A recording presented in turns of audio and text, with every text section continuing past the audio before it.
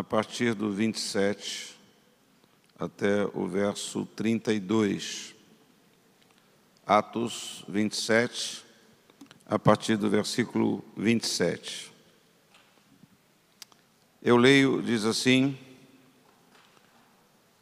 na 14ª noite, ainda estávamos sendo levados de um lado para o outro no mar Adriático, quando, por volta da meia-noite, os marinheiros imaginaram que estávamos próximos da terra. Lançando a sonda, verificaram que a profundidade era de 37 metros. Pouco tempo depois, lançaram novamente a sonda e encontraram 27 metros. Temendo que fôssemos jogados contra as pedras, lançaram 4 âncoras da polpa e faziam preces para que amanhecesse o dia. Tentando escapar do navio, os marinheiros baixaram o barco salva-vidas ao mar, a pretexto de lançar âncoras da proa. Então disse ao centurião e aos soldados: se esses homens não ficarem no navio, vocês não poderão salvar-se. Com isso, os soldados cortaram as cordas que prendiam o barco salva-vidas e o deixaram cair. Pai querido, nós te pedimos, fala conosco, através desta tua palavra, Senhor. Vem despertar o nosso coração, vem falar ao nosso coração, dirigir. Nos ajuda, Senhor, sempre a tomarmos a decisão mais acertada na nossa vida.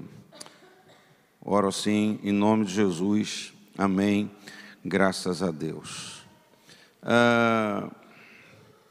Tem uma narrativa bíblica que Jesus já estava ensinando sobre o reino de Deus, e ele foi acusado pelos mestres da lei de ser um Beelzebul. Eles estavam dizendo que Jesus operava milagres pelo poder de Satanás.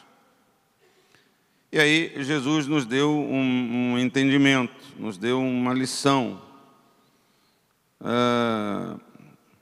E a moral de Jesus foi: como pode Satanás expulsar Satanás? Se um reino estiver dividido contra si mesmo, não poderá subsistir. Se uma casa estiver dividida contra si mesma, também não poderá subsistir. E se Satanás se opuser a si mesmo e estiver dividido, não poderá subsistir. Chegou o seu fim. Em outras palavras, mais simples e mais diretas, quando há qualquer tipo de divisão, sempre há e haverá perdas. Sempre há e haverá prejuízos para ambos os lados. Às vezes, a gente acha que o prejuízo é só da pessoa. Fazendo uma analogia com o texto que nós lemos de Atos, às vezes a gente pensa que quando a gente pula do barco, só quem ficou ou quem foi deixado que vai perder. Não é? Não, chega, vou embora, não quero mais esse relacionamento, não quero mais. Quando a gente pula desse barco, a gente acha que todos os lados perdem. Quando há qualquer tipo de divisão, sempre os dois lados perdem. Esta experiência vivenciada pelo apóstolo Paulo tem tudo a ver com a minha, a sua, a nossa trajetória de vida. Paulo estava viajando para Roma, onde ele ia apelar para o tribunal de César. Ele optou por Roma por não confiar, um dos motivos, nos homens que o julgariam em Jerusalém. E esta decisão o levou a enfrentar uma grande tempestade. Muitas vezes, as nossas decisões provocam não uma marolinha. Não sei se você já passou por essa experiência de pensar assim: bom, de calcular, né? Eu tenho esse hábito de calcular o custo. Aí a gente fala assim, não, eu vou tomar essa decisão, ou eu vou para esse lado, vai ter uma marolinha, vai ter algum incômodo, mas tudo bem, vai dar para contornar, dá para segurar. O problema é que muitas vezes as nossas decisões não provocam só uma marolinha. A gente calculou que ia ser uma marolinha, mas provocam ondas muito violentas. Provocam, por vezes, ventos incontroláveis. Águas agitadas em nossa vida. E nesses momentos de desvantagens, é importante saber como agir ou como reagir. Eu digo, diante de forças contrárias. Interessante é que, mesmo estando dentro da vontade de Deus, como estava o apóstolo Paulo, nós sempre vamos enfrentar tempestades. Sempre estaremos lutando contra impossibilidades. Ah, não, estou na vontade de Deus. Às vezes, eu já abracei esse pensamento, né, nos meus primeiros anos da fé, que sabe, a vontade de Deus tá no óleo. Vai tudo, né? Aquela imagem, você durante algum tempo na sua vida, você agasalhou uma imagem de facilidade diante da abertura do Mar Vermelho. Aí, molezinha, não é não? Ô Moisés, diz para o povo que marcha. O que Moisés veio? Pisou. Eu, na minha coisa de juventude, né? Eu acho que eu ia ficar assim, ó, abre, e tira, fecha, tá. Olha que legal. Você não tem um negócio de testar certas coisas? Eu tenho. Olha só, rapaz, olha que legal. Você apertou, parece tão fácil aquilo. Pisou, o mar abriu. Aí. Eles caminharam em passos num caminho seco. Não é isso? Então, às vezes a gente olha para essa imagem em si e foi fácil. E nós, depois que nós vamos aprendendo, crescendo, vivendo, a gente sabe que o contexto todo foi muito complicado. Foi muito exigente. Né? Então, às vezes a gente acha assim, não, que Deus falou comigo, eu estou na direção de Deus, vai tudo ser assim, tu vou pisar, vai abrir, aí pega-se o texto onde eu botar a planta do meu pé e não sei o quê, parece que nós temos essa leitura. E quando a gente está na vontade de Deus e tem uma tempestade, quando a gente está na vontade de Deus e tem uma impossibilidade, muitas vezes a gente fica meio balançado, fica pensando em desistir, fica pensando em pular fora, fica pensando, não era isso, ou a gente não sabe lidar com as nossas frustrações, eu achei que não ia ser assim, eu achei que não ia ser assado, eu achei que eu nunca ia ter esse problema, eu achei que eu nunca ia enfrentar essa dificuldade, então é melhor pular do barco, então é melhor desistir. E, ao invés desta necessidade, vis-a-vis Paulo, aqui, naquele barco, perceber que mesmo quando a gente está na vontade de Deus, nós estamos sujeitos a oposições, a ventos contrários, a dificuldades. Então, para mim, a lição importante nessa experiência, que precisa ser trazida para a minha vida, para a sua vida, ou incorporada na nossa bagagem espiritual, e também no contexto da nossa vida comum, também no contexto da nossa vida material. Jesus afirmou que a divisão sempre é prejudicial. Divisão sempre é prejudicial. Divisão sempre é prejudicial. Não, mas eu conheço um amigo que ele se deu bem com uma divisão. Isso é a aparência das coisas. Isso é aquilo que os seus olhos conseguem alcançar. Divisão sempre é prejudicial. É preciso, não é que você acredite nisso, que você entenda que é assim. Não é uma questão de ter fé, que é assim, é uma questão de entendimento, não é? Porque Jesus afirmou que a divisão é sempre prejudicial. Ninguém consegue viver nem sobreviver quando tem o seu mundo dividido. Por isso, o escritor do livro de Eclesiastes afirmou: um homem sozinho pode ser vencido, mas dois conseguem defender-se. Foi o que o sábio disse.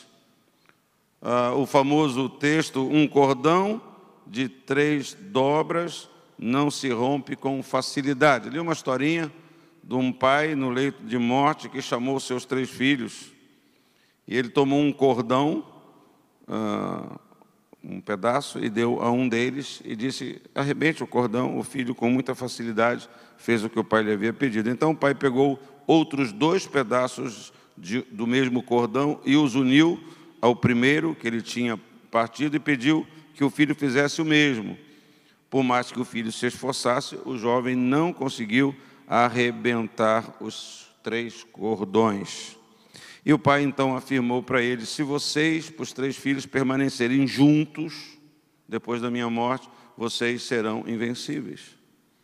Se vocês permanecerem juntos, vocês serão invencíveis. Se vocês se dividirem, disse ele, serão facilmente vencidos. O grande problema que todos nós enfrentamos é o de permanecermos juntos quando as águas se agitam. Pare para pensar um pouco. Se a nossa dificuldade não é de permanecer juntos quando as águas se agitam. Quando as águas são favoráveis, não é difícil permanecer junto.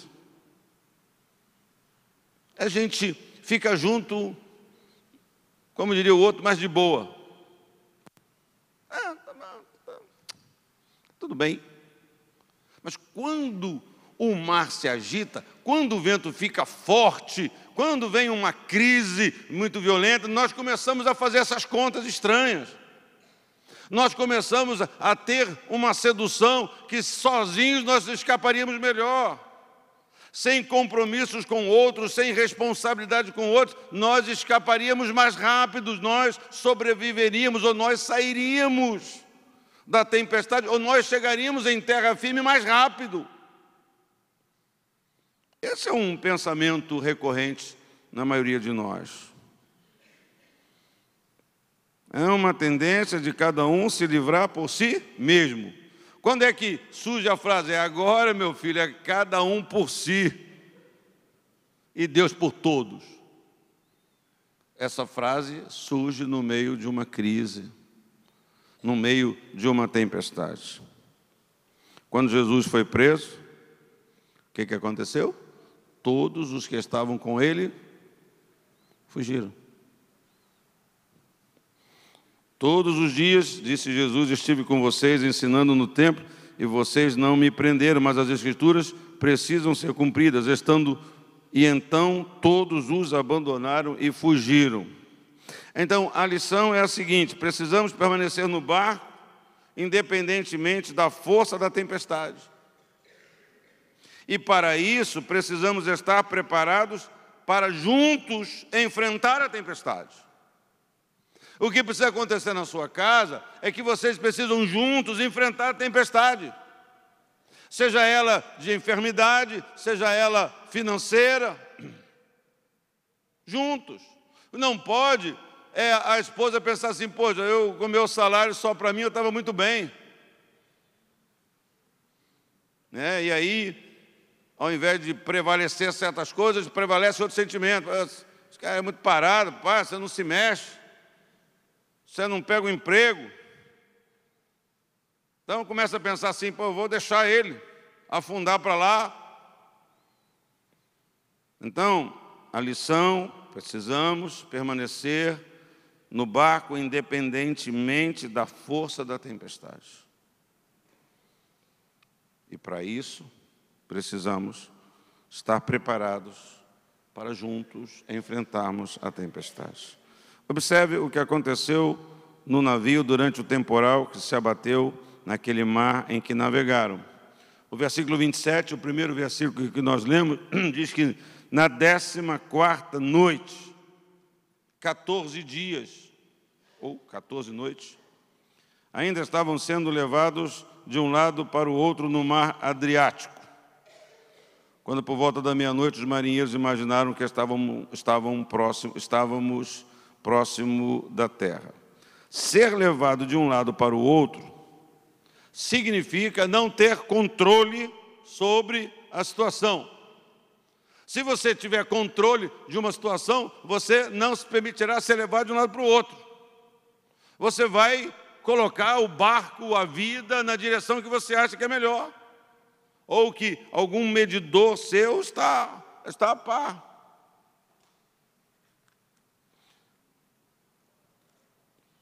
Ser levado de um lado para o outro significa estar sob o domínio de forças maiores do que a nossa. Observe que esta situação aconteceu de repente, numa das noites daquela viagem, daquela travessia. Eles estavam há 14 dias sendo jogados de um lado para o outro. Na 14ª noite ainda estávamos. Isto é, durante 14 dias eles foram fustigados, navegaram sem rumo, navegaram sem direção, navegaram sem segurança. Estavam à mercê das circunstâncias. Eu penso que este quadro não é estranho para muitos de nós. A maioria de nós, não digo nem 14 dias, mas um mês, 3 meses, tempo, ficamos sem reação, ficamos sem forças para segurar o leme, para dizer, deixa agora eu botar isso no rumo certo, deixa eu tomar uma atitude, eu ter uma decisão que vai me chegar, que vai me conduzir, que vai me fazer chegar a um porto seguro, a uma terra firme. E aí, quando tudo parecia perdido, os marinheiros tentaram escapar do navio usando um barco salva-vidas. Qual foi a estratégia de Paulo para manter todos unidos no sentido de enfrentar aquela tempestade? Bom, em primeiro lugar, ele mostrou que a divisão enfraqueceria todo o grupo. Se esses homens não ficarem no navio, vocês não poderão salvar-se. Então, permanecer no navio implica em abrir mão de muitos valores pessoais, de recursos pessoais, de energia, de força, de habilidade, e canalizar para o grupo todas as forças, todos os recursos que cada um possui. Então, ao invés de cada um pular e nadar, ou pegar um barco salva-vida, um bote e remar, não, vamos todo mundo dentro desse navio remar. Porque a soma da força de todo mundo era capaz de manter o navio, pelo menos, ou de fazer alguma coisa. Não para salvar apenas a si mesmo, mas para salvar todos. Jesus alertou aqueles que o ouviam em Mateus 12, dizendo, versículo 25, Jesus, conhecendo os seus pensamentos, disse-lhes, todo o reino dividido contra si mesmo será arruinado, e toda cidade ou casa dividida contra si mesma não subsistirá. Este cuidado deve estar presente na nossa vida familiar. Esse cuidado deve estar presente na nossa vida secular. Pense a dificuldade lá na sua empresa, você está puxando para que lado? Estou nem aí, estou nem aí. É impressionante, dependendo do lugar que você está no Brasil, como que você é mal atendido, como que muitos profissionais do comércio, eles tratam o cliente como...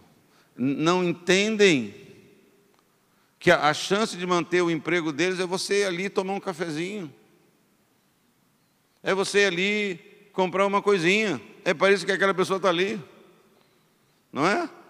Não tem clientes, eu não tenho negócio nenhum, eu não sou, mas às vezes eu vou em alguns lugares assim, em centros comerciais, em shopping center, às vezes eu fico assim, Jesus, você sabe, fico até com pena. Tem uma loja lá, tem cliente, mas isso é todo lugar. Fico pensando, já pensou o ânimo dessa pessoa, não é verdade? Eu, quando ando de bicicleta na ciclovia, na orla da praia, eu sempre bebo água de coco num quiosquezinho, até meio derrubado lá. É porque eu sempre tomo lá e eu nunca tomei um coco ruim naquele trailerzinho lá.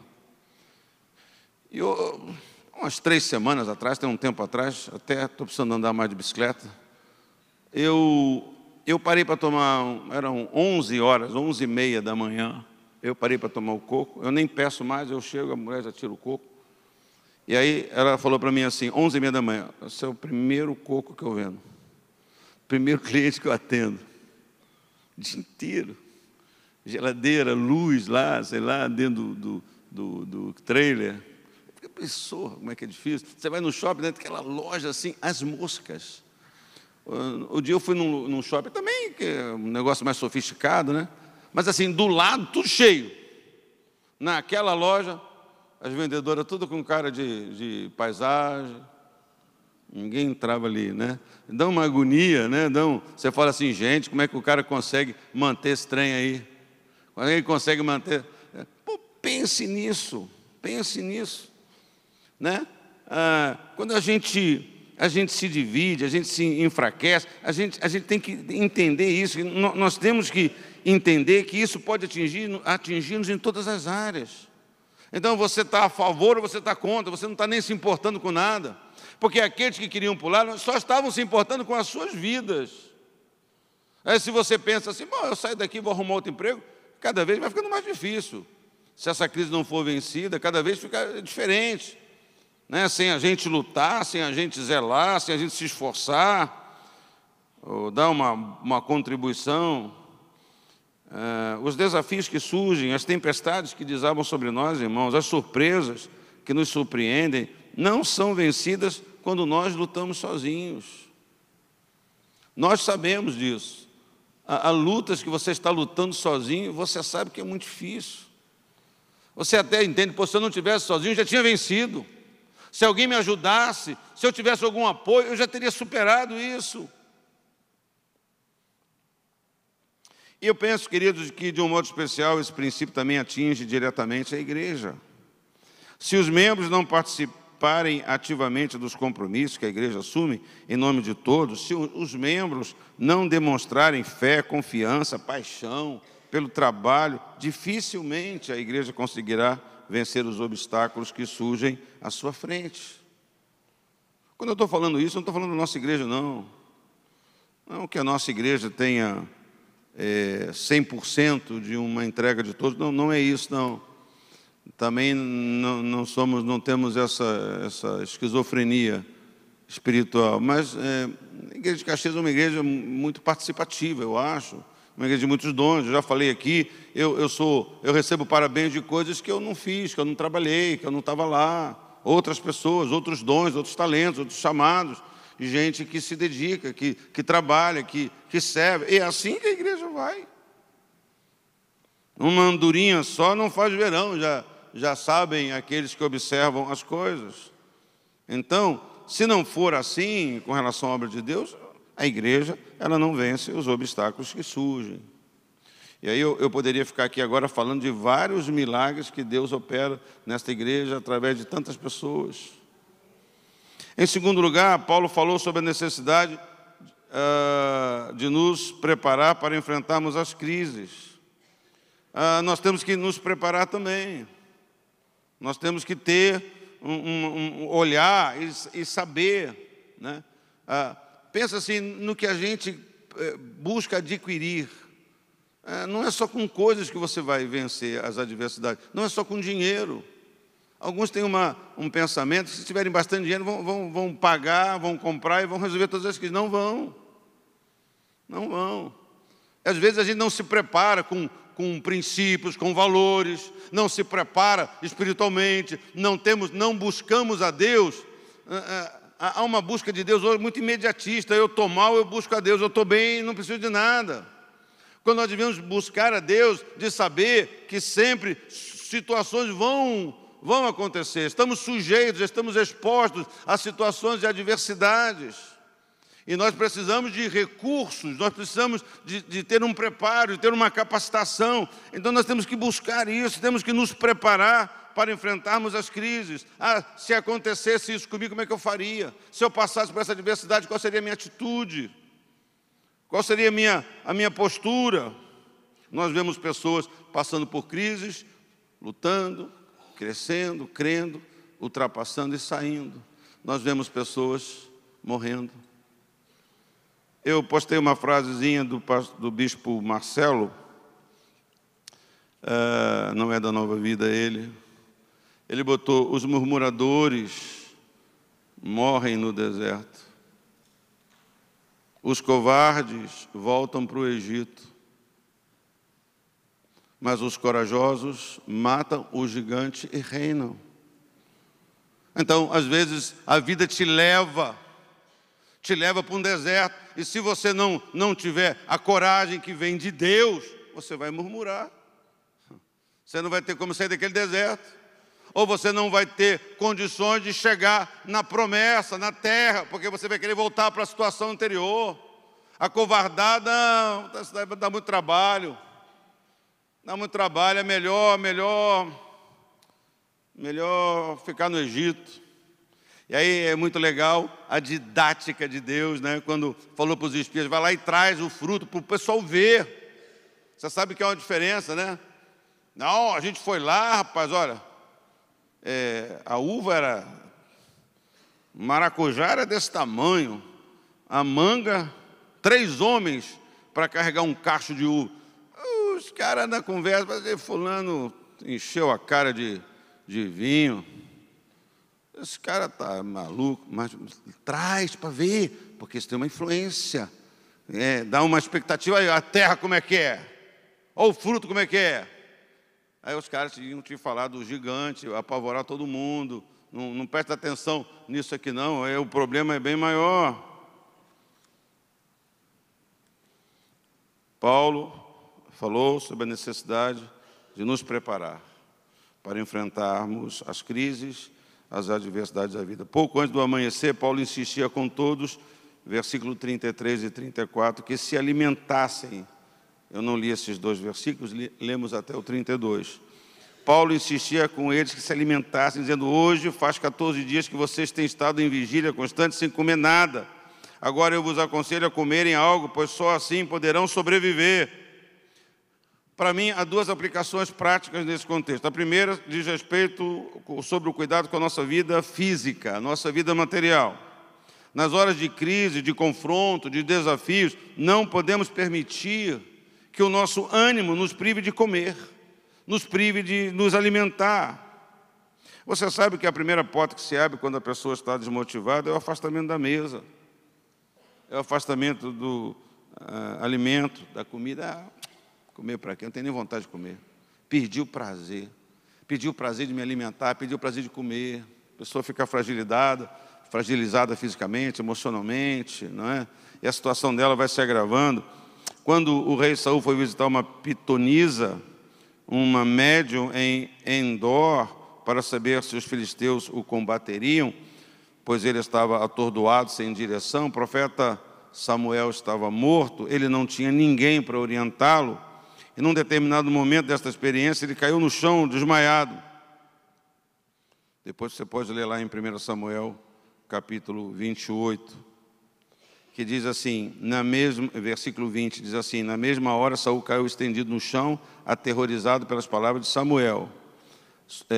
A médium lá foi incorporada pelo Samuel.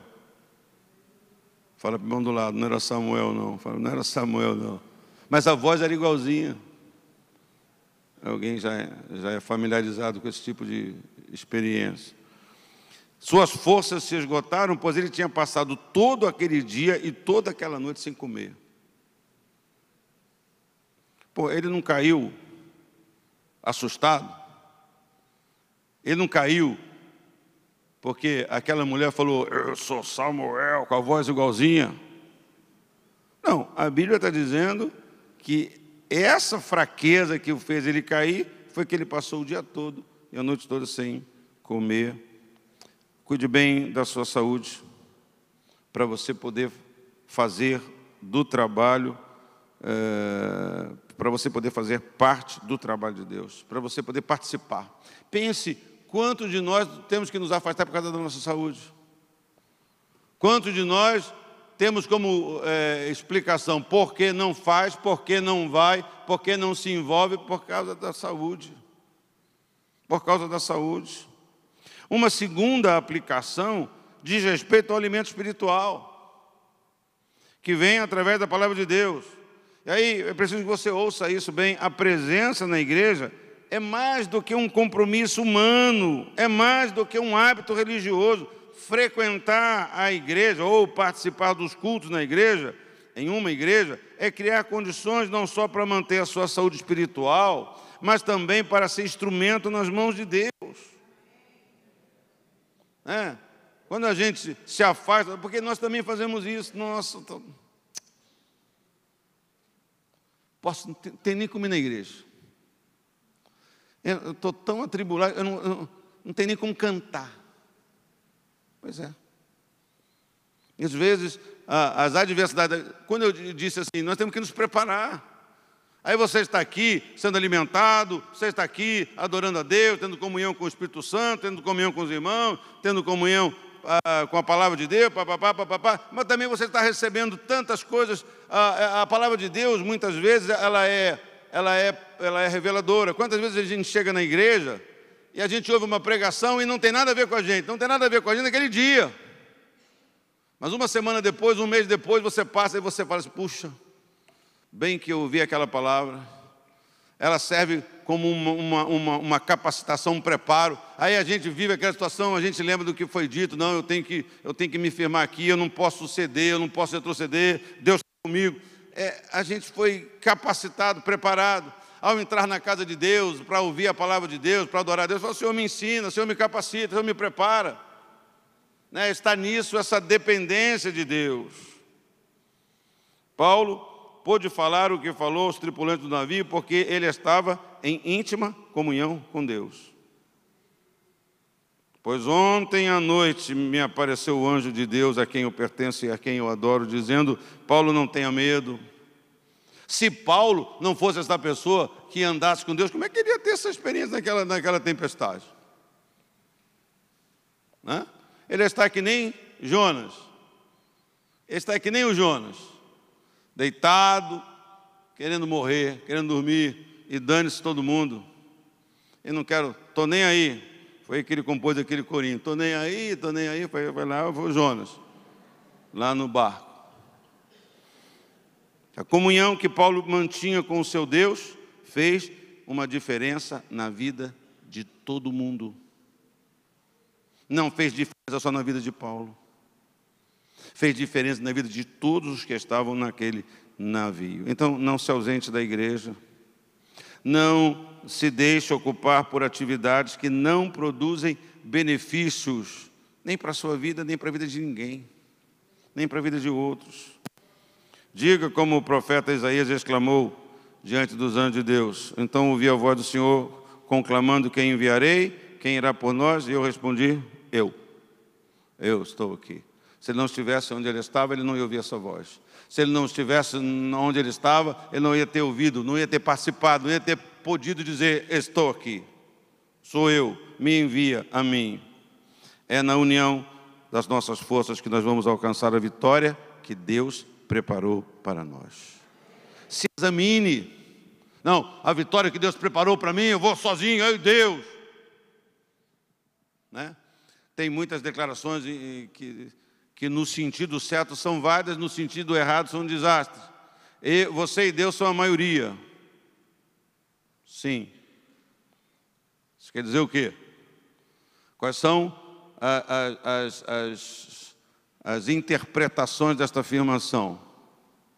Né? É uma afirmação para nos crer, para nos motivar, né?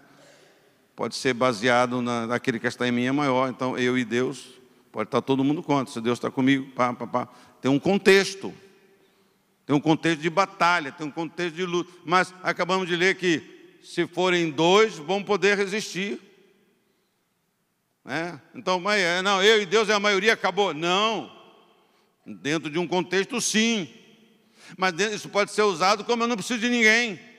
Eu e Deus sou a maioria, então não preciso de você. Então não preciso do irmão. É eu e Deus sou a maioria. Não é assim. Também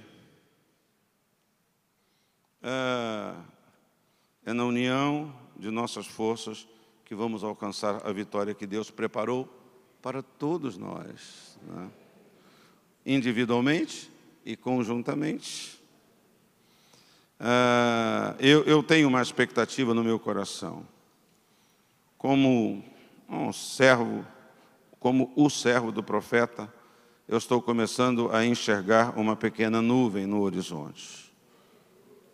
Eu tenho orado sobre isso dentro os meus porquês e como, dentro da minha oração, dizendo, mas como que vai ser? Como que devemos fazer? Como que vai ser isso? Como vai ser aquilo? Eu tenho enxergado uma pequena nuvem no horizonte. Essa tempestade que nós estamos enfrentando vai passar, ela vai se acalmar. Deus vai soprar um vento aquietando as águas e levando-nos a avançar até o propósito de Deus para a nossa vida, usando uma palavra comum, até o nosso destino. Destino destinado por Deus. Não destino ocasional, não destino à sorte, mas o nosso destino estabelecido pelas promessas de Deus na nossa vida. Então, permaneça no barco. Permaneça no barco. Fala para o irmão do lado, permaneça no barco. Permaneça no barco e todos vamos celebrar juntos uma grande conquista, uma grande vitória. Em nome de Jesus. Vamos ficar de pé.